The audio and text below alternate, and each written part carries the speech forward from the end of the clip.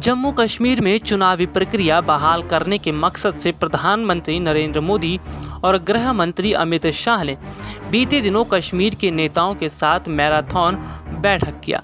PM Modi ने कहा कि हमारी प्राथमिकता जम्मू कश्मीर में जमीनी स्तर पर लोकतंत्र को मजबूत करना है। इससे पहले परिसीमन होना जरूरी है ताकि उसके बाद चुनाव कराया जा सके। वहीं कश्मीरी नेता राज्य के परिसीमन के मुद्दे पर असहमति जता रहे हैं। ऐसे में सवाल उठता है कि परिसीमन से आखिर कश्मीर में क्या सियासी समीकरण बदल जाएंगे, जिसके चलते बीजेपी परिसीमन के पक्ष में तो है, कश्मीर नेता विरोध कर रहे हैं। जम्मू कश्मीर में परिसीमन की प्रक्रिया 5 अगस्त 2019 को पारित जम्मू कश्मीर पुनर्गठन अधिनियम के तहत ही अपनाई गई। पुनर्गठन अधिनियम के तहत जम्मू कश्मीर राज्य अब तो केंद्र शासित प्रदेशों जम्मू कश्मीर व लद्दाख में पुनर्गठित हो चुका है। ऐसे में पूर्व जस्टिस रंजना प्रकाश देसाई के नेतृत्व में जम्मू कश्मीर में परिसीमन का काम चल रहा है। इससे पहले यहां 1995 में परिसीमन का काम हुआ था। जम्मू कश्मीर में परिसीमन की प्रक्रिया को लेकर सियासी सरगर्मियां तेज हो गई हैं, क्योंकि इससे सियासी भविष्य पूरी तरह प्रभावित होगा। तयशुदा नियमों के मुताबिक अगर परिसीमन हुआ तो जम्मू कश्मीर में सत्ता और राजनीतिक समीकरण पूरी तरह बदल जाएगा। यह परिसीमन जम्मू बनाम कश्मीर या सिर्फ छोटियों की संख्या के आधार पर सीमित नहीं है, बल्कि अनुसूचित जनजातियों, अनुसूचित जातियों के लिए विधायकों में आरक्षण को भी सुनिश्चित करेगा। केंद्रीय गृह मंत्री अमित शाह ने कश्मीरी नेताओं के साथ बैठक में इस बात पर जोर दिया कि सरकार सभी के सहयोग से परिसीमन प्रक्रिया और उसके बाद विधानसभा चुनाव करने के लिए प्रतिबद्ध है।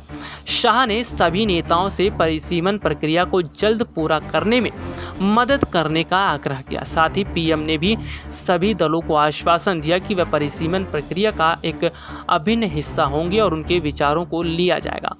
उन्होंने जल्द से जल्द पूरा करने में प्रक्रिया में भाग लेने का आग्रह भी किया। प्रधानमंत्री नरेंद्र मोदी ने बैठक के बाद ट्वीट कर कहा, हमारे लोकतंत्र की सबसे बड़ी खूबी यह है कि हम बैठकर आपस में बात कर सकते हैं। उन्होंने एक दूसरे ट्वीट में कहा, हमारी प्राथमिकता जम्मू कश्मीर में जमीनी स्तर पर लोकतंत्र को मजबूत करना है। परिसीमन जल्द होना चाहिए ताकि उसके बाद चुनाव करवाए जा सके। आपको बता दें, केंद्र शासित जम्मू कश्मीर में विधानसभा चुनाव से पहले परिसीमन की प्रक्रिया को पूरा करने के लिए ही बीते साल मार्च में जस्टिस रंजना देसाई के नेतृत्व में परिसीमन आयोग का गठन किया गया था, जिसका कार्यकाल इसी साल मार्च में 1 साल के लिए और बढ़ाया गया, जो साल 2022 मार्च में पूरा होगा। इसमें जम्मू कश्मीर के 5 सांसद भी शामिल हैं, जिनकी भूमिका सलाहकार के तौर पर है। नेशनल कॉन्फ्रेंस से लेकर पीडीपी तक शुरू में परिसीमन का विरोध कर रही है और इसे जम्मू कश्मीर में मुस्लिमों के खिलाफ बता रही है। नेशनल कॉन्फ्रेंस के नेता और जम्मू कश्मीर के पूर्व मुख्यमंत्री उमर अब्दुल्ला ने बीते दिनों कहा कि परिसीमन के मुद्दे पर पीएम मोदी की बैठकों में उन्हें असहमति जताई। जम्मू कश्मीर में परिसीमन की फिलहाल कोई जरूरत नहीं है। इस मामले में देश के शेष राज्य से जम्मू को अलग थलग कर दिया गया, लेकिन उन्होंने ये भी कहा कि उनकी पार्टी परिसीमन में सहयोग करने को तैयार है। उमर अब्दुल्ला ने कहा कि दिल्ली और दिल की दूरी कम करने के लिए केंद्र सरकार को अभी बहुत कुछ करना बाकी है, सिर्फ कहने या बैठक करने से नहीं होगा। आपको बता दें, पुनर्गठन अधिनियम लागू होने से पहले जम्मू कश्मीर राज्य विधानसभा में 111 सीटें थी। इनमें कश्मीर संभाग की 46, लद्दाख की 4 और जम्मू संभाग की 37 सीटों के अलावा पाकिस्तान अधिकृत कश्मीर में 24 सीटें थी। अब लद्दाख के 4 सीटें समाप्त हो चुकी हैं और जम्मू कश्मीर में 107 सीटें रह गई हैं। परिसीमन के जरिए 7 सीटें बढ़ाए जाने का प्रस्ताव है।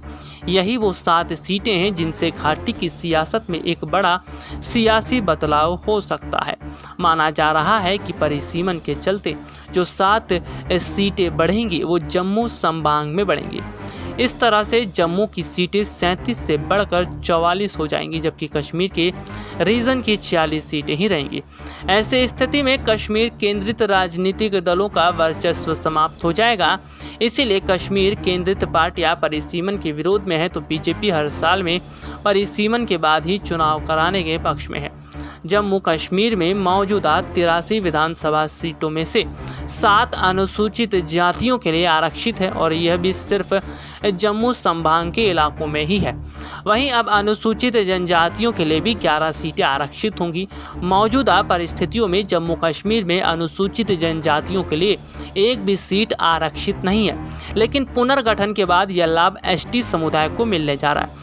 अनुसूचित जनजातियों के लिए आरक्षित सीटों में से अधिकांश कश्मीर में होंगी, क्योंकि जम्मू संभाग में जिन सीटों को इस वर्ग के लिए आरक्षित किया जाएगा वहां पहले ही गुजर बकरवाल समुदाय के उम्मीदवार ही काबिज हैं। राज्य में अनुसूचित जनजातियों में गुजर बकरवाल, सीपी, गद्दी समुदाय ही प्रमुख हैं। इसमें गद्दी समुदाय आबादी सबसे कम है। अगर देखा जाए तो यहाँ पर गैर मुस्लिम भी हैं, जो किश्तवाड़, डोडा, भद्रवा और बाकी के इलाकों में। वहीं राजौरी, पूंछ, रियासी, बनिहाल, कुलगाम, बारामूला, शोपिया, कुपवाड़ा, गांदरबल में जनजातीय समुदाय की एक अच्छी खासी तादाद है, लेकिन सियासी तौर पर भागीदारी नहीं है। एससी समाज के लिए 11 सीटें आरक्षित होंगी तो उम्मीदवार सभी पार्टियों से उतरेंगे। ऐसे में जम्मू कश्मीर में एक नया राजनीतिक समीकरण सामने आएगा और बीजेपी को घाटी की सत्ता में आने का सपना भी साकार हो सकेगा। यही वजह है कि बीजेपी चुनाव से पहले परिसीमन हर हाल में करा लेना चाहती है। अब देखना ये होगा कि जिस तरह से विपक्षी पार्टियां कहीं ना कहीं इसका पूरी तरह विरोध करती दिखाई दे रही हैं, और ख़ास तौर पर देखा जाए तो विपक्षी पार्टियों को समझाना इतना आसान नहीं होगा। आपको बता दें कि मोदी सरकार बड़े स्तर पर कदम करती दिखाई दे रही है। इसके साथ ही अगर देखा जाए तो जिस तरह से कहीं ना कहीं विपक्षी पार्टी के नेताओं को अपनी तरफ करने की कोशिश की जा रही है, इसका साफ और सीधा मतलब ये है कि बीजेपी ये कोशिश कर रही है कि सभी विपक्षी पार्टी के नेताओं को अपनी तरफ किया जाए और इन नेताओं से पूरी तरह अपना काम भी निकलवाया जाए। लेकिन अगर देखा जाए तो फिलहाल महबूबा मुफ्ती, उमर अब्दुल्ला और गुलाम नबी आज़ाद जैसे नेता फिलहाल अलग सोचते नज़र आ रहे हैं, लेकिन सरकार अब इस पर क्या कदम उठाएगी ये आने वाले समय में पता चलेगा। SPN 9 न्यूज़ रूम की रिपोर्ट।